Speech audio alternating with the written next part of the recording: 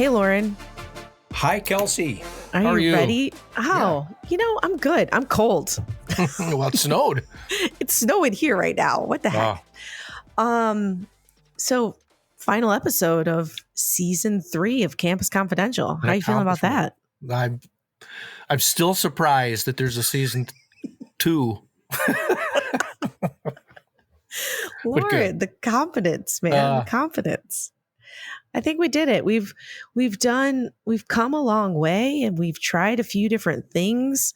When you think about the 3 seasons, what comes up for you in reflection? Oh, what comes up? 3 seasons. Well, first of all, I think this has gotten more natural. Do you remember in season 1 we said hearing my own voice is weird? That's far less weird. I understand the cadence of this, and so from a personal standpoint, I think we've gotten better at this.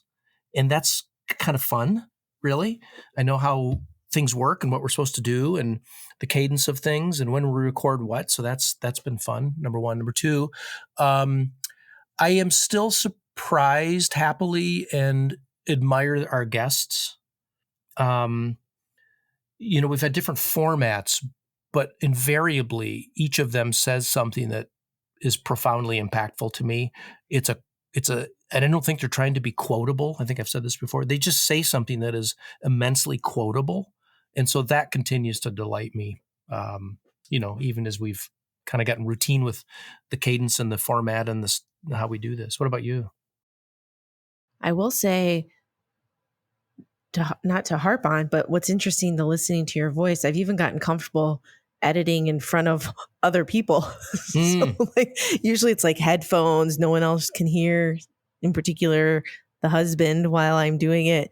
Another day I realized that I'm listening to it, he's walking around. I'm like, it's just kind of part of the routine of what we're doing, which to your point, it's that routine and habit of.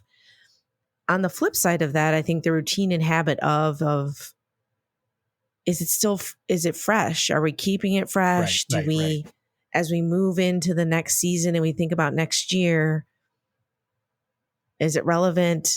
How do we pick the pieces that have worked and continue to work and keep an engaged audience and a momentum behind it is really where my head's sitting right now. Yes, me too. I 100% agree. How do we do something new, but still keep the same kind of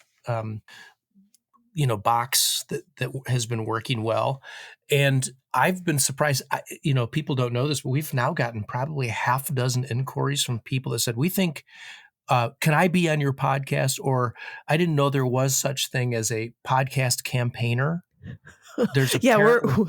We're in the market for a podcast campaigner. If anyone would like to do that pro bono. Well, but it makes sense. There's like speakers bureaus. You remember booking speakers, so there are companies that actually go out and just promote individuals to be on podcasts. So I don't know if that just means one person's listened and they've promoted that, but we're becoming a little bit of a target for podcast campaigning, which is kind of fun and funny. Yeah, it's fun. And I think at first it's kind of like people that throw their resume at every job. Yes, It's intentional job. Right. So the first few that reached out to us, we were like, not sure. But now it's actually kind of aligning with leadership and the storytelling conversations. So maybe season 4, you'll see some people from outside higher ed that relate to higher ed, that are part of education, which I'm kind of excited about. The theme that has been consistent. So season 1 was really just open-ended. What's your leadership journey? Trying to make it relatable and personal and familiar to people that were listening. Season 2, of course, was really wrestling with and reckoning with the departure from higher ed that there was often talked about in the news, and the discomfort maybe that employees felt in the workplace, the survey we did, what do we do about that? And of course, this season has been about instances in a leader's career. Tell me about a time that you failed at something and what you learned, et cetera. But I think the theme has, all the way through that, has been clearly leadership, whether it's the journey in season 1 or in season 2, what you do about the workplace environment, or in season 3, what you did as a leader when things didn't go your way or something had to be confronted. So that theme, I feel like, has been resonating with people, and that's good. Well, the good news is leadership is never, you don't become a leader, and It's not done. It's not done, never done. Yeah. I think it's TJ Logan who says, as soon as you feel like you have it all figured out as a leader is exactly when you don't have it all figured out. And when you know you don't have it all figured out is when you're doing leadership well. Yeah. And so I think this is a journey that we all kind of choose to do together. And that's right. The other piece that I was thinking as you were talking earlier is kind of the change curve and how long it actually takes to get through change and be settled. I think when we started this, it's like the energy is high, at least for me. Energy is high, the excitement. And then you go through a lull of like, what have we done? Are we making an impact? And then you kind of settle in and it's like, oh, this actually has some momentum and cadence and value. Right. And then how do you just keep it? Yep. Or tweak it? So, Loren, what are some of the key takeaways for you from season 3? Well, I was thinking about this, and just sort of setting this for a minute. I was thinking, okay, we talked with 5 people, I think, in this season. Is that right? 5? I think that's right. 5 people: Jason, Terry, that's right. George, Sarah, and Mary Jo. Right? Yep. Yeah. And so think about this. There was 1 president and 4 vice presidents. So these are all leaders that are in significant roles. And every one of them, first of all, I'm grateful that every one of them was vulnerable in some way. You're in these sort of major roles with significant exposure, and maybe it could be seductive to be a little less vulnerable because you think people might hear. But each of them were, as they told a story about a career change, a time I was told no, a time I misjudged somebody, and 2 times, two individuals talked about speaking truth to power. So one of my takeaways is really good leadership can be vulnerable and transparent, and that's got its own, own value to it. That's just sort of I was just thinking about the season. That's something I would know. And by the way, too, the other thing I thought was every one of their stories was about a relationship. And so, Jason talked about this nagging feeling he had to change careers and who was involved in that. And Terry talked about, being told no by the president and how she navigated that relationship. And Dr. Grant George talked about helping people see themselves as worthy. And Sarah talked about the time she misjudged another person and navigating that relationship. And Mary Jo, of course, with her quotable quote, relationship is the most powerful unit of change. Another takeaway is that all of those things were about relationships. Every one of those instances was about a relationship. So those are 2 big things. And those are big things. And I think Mary Jo definitely summed it up when she said relationships the most powerful unit of change. It's like, it's the most powerful unit of life, maybe we should say. And I think even we're just in this phase of leadership where the people are your most valuable contribution to the team, and how we are taking care of each other to move work forward seems to be incredibly critical. You touched on some of the things that I was thinking about as I was reflecting. A couple maybe tangible specifics that have set with me. When we met with Sarah, the conversation was around reading books or listening to books, but consuming consuming the books, right? And I think it's a good reminder that there's just always a nugget in everything. Maybe the whole concept, the whole book, and I would even relate that to a whole meeting, a whole situation might not relate to you, but how do you stay engaged in a way? And what do you find is the message in whatever you're reading, doing, the takeaway for you at that moment? I thought it was, and the other thing that just impresses me with her is she reads the book and she summarizes so that she has something to go back to. It's like, I'm pretty impressed. Well, she's maybe making sense of it for herself, and then the gift is making sense of it for other people who maybe don't have time to read that book or maybe might be inspired to read that book. Yeah, I love that thought. You make sense for yourself, and the gift is others get to come along. And then I think the kindness and transparency. The other piece was the conversation with George around failure and how to Mm-hmm. normalize failure and how he leads by example Mm-hmm. as a president of a university in that conversation feels amazing to Yeah. me. Yeah. The other thing that I remember about George's conversation is he talked about, um, he told a story about introducing young people to billionaires. You remember he said, "Have you Oh, ever met a yes. billionaire?" And they said, "No." Well, let me introduce you to one. And these are donors to the institution or something like that. But he talked about that in the context of helping people see themselves as worthy of that kind of introduction or those kinds of roles or the kinds of success that they could only imagine, right? And he normalized I think what I heard is he was normalizing these relationships and this approachability. And he did it also with the story about the bridge. You build universities build bridges to the community, but not for them to come to us, but for us to go to them. And so I really liked all of his, that was maybe less about failure to your point and really more about normalizing approachability, too. Yeah. And that makes me think then to kind of just piecing all the different stories together. It's kind of nice to reflect back, but Mary Jo and talking about positional authority and Mm-hmm. leadership and authority or influence, leadership of influence, and how positional authority holds one thing and the ability to influence holds another, and how all of it is important. And that Yeah. I think to your point, the worthiness is you're worthy in all of those spaces. And what's the context? How do you show up? Where do you have influence? Where do you have authority? Yeah. How do you use that for good?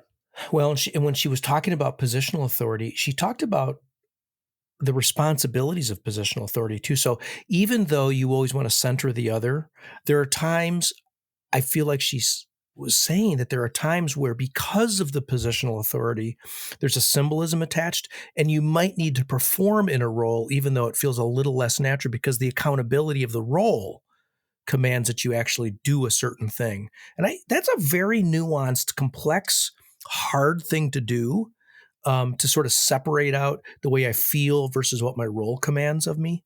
And sometimes those are aligned, sometimes they're not. And she was kind of giving voice to that too, that leadership obligation. Yeah, and how to be aware of that. Mm-hmm. So the other thing is, and maybe not so much related to the specific guests, but as I think back and listen to these episodes multiple times, both of us have, I continue to just appreciate you as a co-host in this Ah, thank you. environment and how our styles are different and complementary at the same time. And I appreciate your thoroughness and your ability to look at data and themes and pull deep nuggets from people that really resonate with them. And I really appreciate doing this with you. Well, thank you. That feeling is mutual. This was really your idea, and I am inspired by the fact that you were inspired to suggest it and invite me to go along on this ride with you. And you're right, our styles are different, and they have worked. At least in my opinion, it's worked because you are so attuned to the story. I know that's how you started too, but the story, I am sometimes looking for nuggets, and you're listening to the journey, and I think that works because somehow we kind of get it all on the table. So I appreciate you, and I appreciate that very much. And we should give voice to Corey too, who is often behind the scenes, but somehow makes all this magic sound professional when it hits Yeah. they're not And he just has airwaves to listen anymore. to both airwaves. Oh, hits the airwaves. Are they? I don't know. I think it's definitely some sort of waves. Earwaves. Oh, I love that. So what are your hopes for season 4? Do you have any hopes? Dreams? Well, Visions? yeah, I mean, I think our mutual expectation, you said it a minute ago, is that um, we try some new things. There might be new prompts with the guests that we have scheduled. They might be new themes that we want to wrestle with a little bit. But what doesn't change, I think, is, again, the applicability to campus leadership, the leadership journey, the story as a way to actually illustrate. Data is wonderful, but the story is rich and vivid and palpable. And so I think that hopefully doesn't change too. How about you? I think you said it well. It's the storytelling, and the great part about people is the content brings itself, right? And the people that are willing to share their stories with us. I just feel like I'm learning and creating more community as we do this. And so I think community is so important. And if we can do that with this method, we will keep doing it, at least for season 4. Let's go. Let's go. See you there.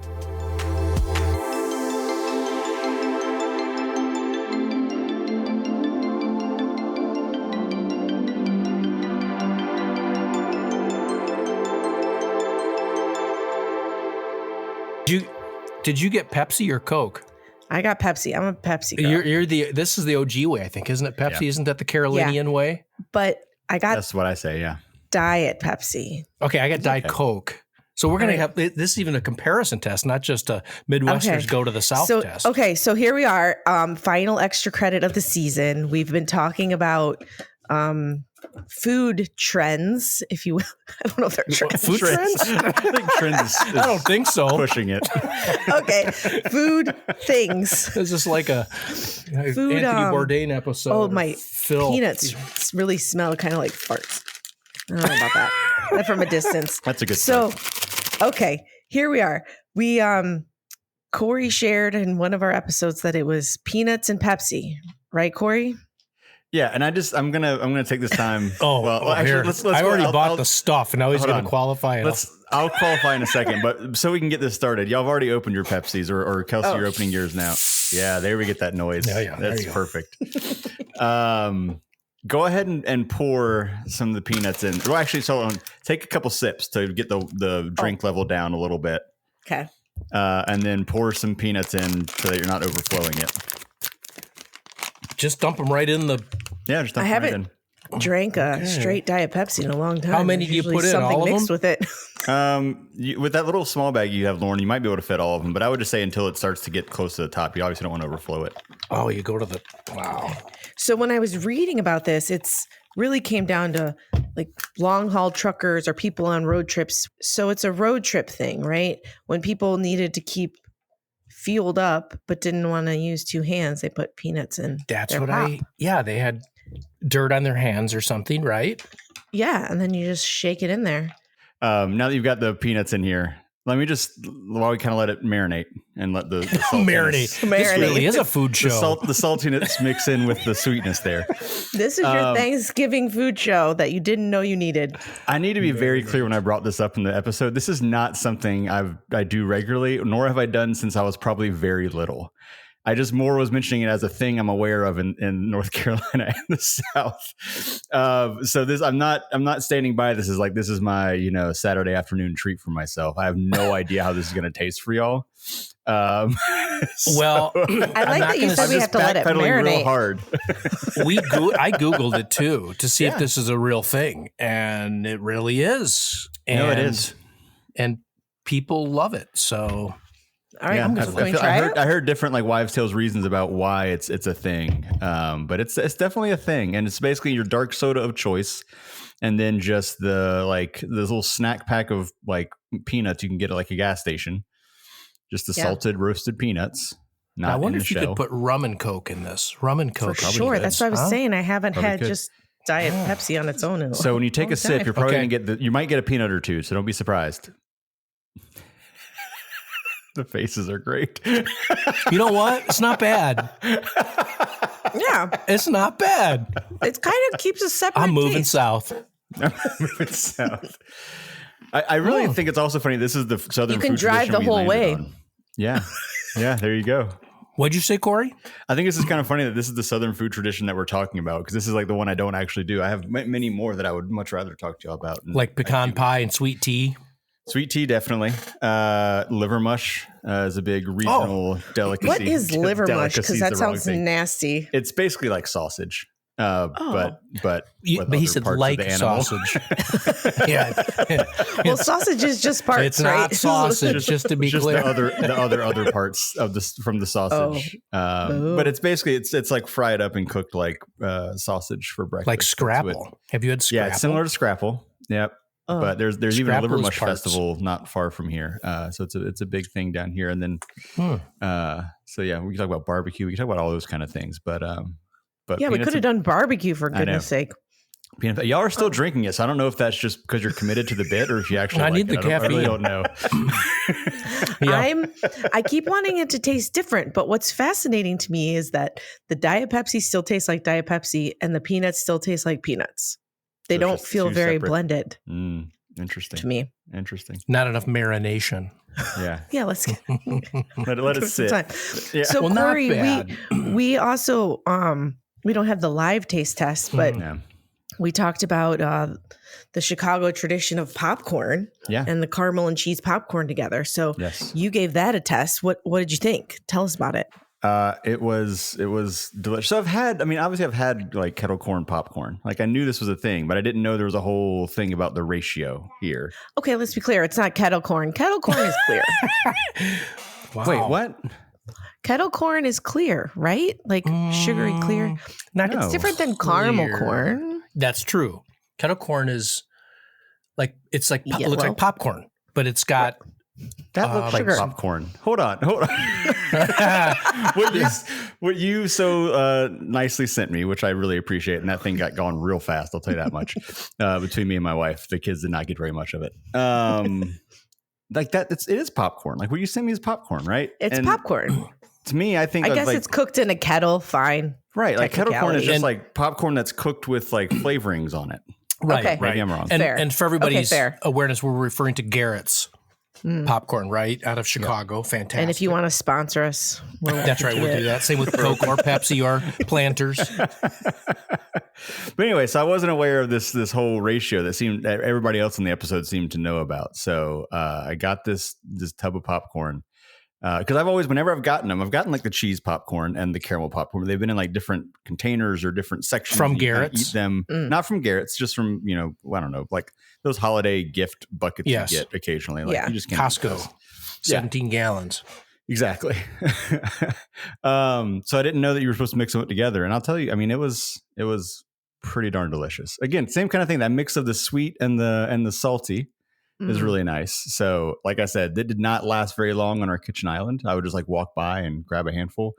I love it. I did have to say, I texted y'all this, but my wife, who's a math teacher, immediately, as soon as I was telling her about the ratio, she was like, well, does that stand up through the whole 10? Like, if you eat 2 cheese and 1 caramel, like, will you end up with that ratio when you get to the end? And I was like, I don't know. She had a sort of algebraic I don't know. approach Trying to break it down. popcorn. But what I ended up noticing is that sometimes I would take the right ratio and sometimes I just grab a handful. So the ratio ended up not mattering about halfway through the can. Well, but I'm sold. Garrett's. It is so good. And there's something, it is, you could say just caramel corn and just cheese popcorn, but that's like saying a Dodger dog in Dodger Stadium is just a hot dog. I mean, it is something different about eating that hot dog in Dodger Stadium. To me, there's something different about that cheese popcorn and that caramel popcorn out of a Garrett's tin. It's fantastic. Yeah. It's Can't next get it level. everywhere either. No, You cannot. it was delicious. We have some friends in Perfect. Chicago. I feel like we need to have them just send us popcorn every now and then. So Yeah, just do that. I think you can get a subscription even if you need to. So oh, that's a problem. That's trouble. that could be a problem. But I think the Pepsi and peanuts, I don't hate it.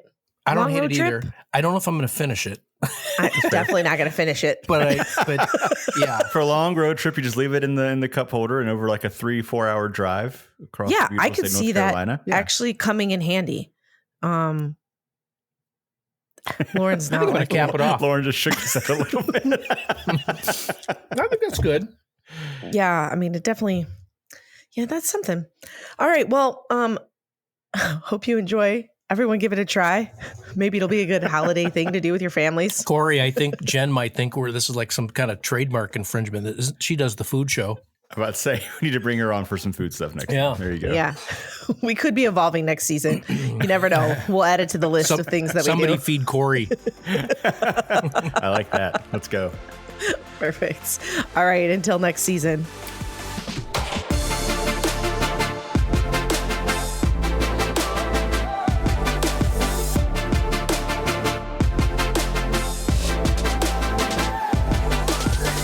Campus Confidential is presented by Compass Group, produced by Corey Inscoe, with your hosts Kelsey Harmon Finn and Loren Rullman.